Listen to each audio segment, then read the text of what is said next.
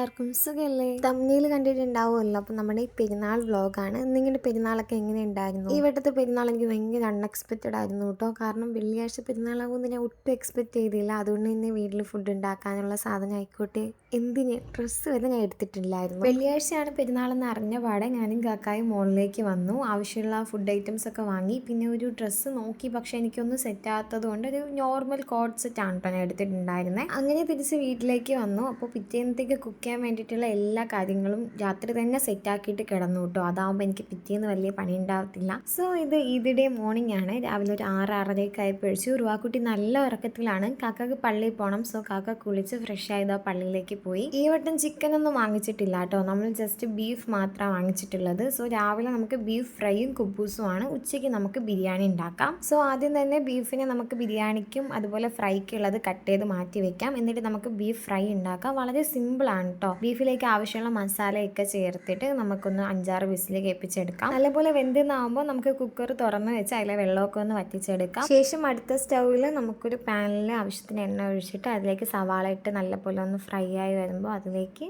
നമ്മുടെ ഈ വറ്റിച്ച് വെച്ചേക്കുന്ന ബീഫും ആഡ് ചെയ്ത് അത്യാവശ്യം നല്ല രീതിയിൽ കുരുമുളക് പൊടിയും ഇട്ടൊന്ന് മിക്സാക്കി എടുത്താൽ നമ്മുടെ നല്ല സ്പൈസി ടേസ്റ്റി ബീഫ് ഫ്രൈ റെഡിയാവും. സോ നമ്മൾ കുബൂസൊക്കെ ആയിട്ട് രാവിലത്തെ ഫുഡ് കഴിച്ചു. പെട്ടെന്ന് തന്നെ ഞാൻ ബിരിയാണിയും വെച്ചു കേട്ടോ. നെയ്ഷു വന്നിട്ടുണ്ടായിരുന്നു. അപ്പോൾ അവളാണ് എൻ്റെ ബിരിയാണി ഫസ്റ്റ് ടെസ്റ്റ് ചെയ്ത് നോക്കിയത്. സോ അപ്രൂവൽ ആയിട്ടുണ്ട്. ഇനി നമുക്ക് കുളിച്ചിട്ട് വരാം. അങ്ങനെ കുളിയൊക്കെ കഴിഞ്ഞു. അടുത്ത വിശപ്പിൻ്റെ വിളി വന്നിട്ടുണ്ട്. എങ്ങനെയല്ലേ ബിരിയാണി വെച്ചിട്ട് നമ്മളിങ്ങനെ വെയിറ്റ് ചെയ്തിരിക്കുക. നല്ല സിമ്പിളായിട്ട് വെക്കാൻ പറ്റുന്ന ഒരു കുക്കർ ബിരിയാണിയാണ് കേട്ടോ. ഇതിൻ്റെ വീഡിയോ ഞാൻ ഒരു ഷോർട്സ് ആയിട്ട് അപ്ലോഡ് ചെയ്തിട്ടുണ്ട്.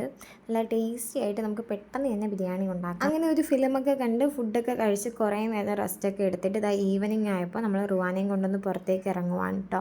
ആക്ച്വലി റുവാനയും നെയ്ഷുവിനെയും വീട്ടിലാക്കിയിട്ട് ഞാനും കാക്കായും കൂടെ ഒരു ഫിലിമിന് പോവുകയാണ്. നൈറ്റ് റുവാനയും കൊണ്ട് പുറത്ത് പോകാമെന്നാണ് കേട്ടോ നമ്മുടെ പ്ലാൻ. അങ്ങനെ 2 കുരുപ്പിനെയും ഉമ്മാരുടെ അടുത്ത് ഇറക്കി വിട്ടിട്ട് നമ്മൾ സിനിമയ്ക്ക് വന്നു.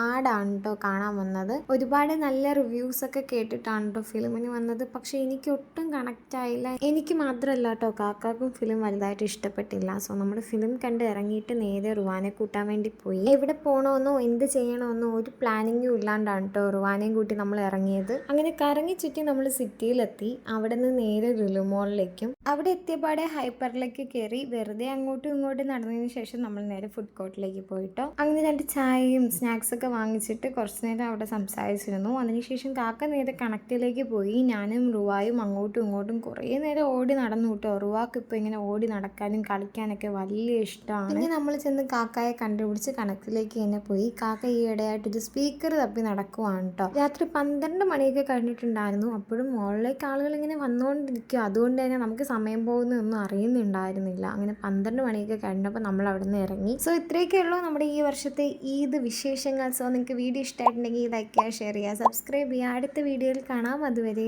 Bye bye.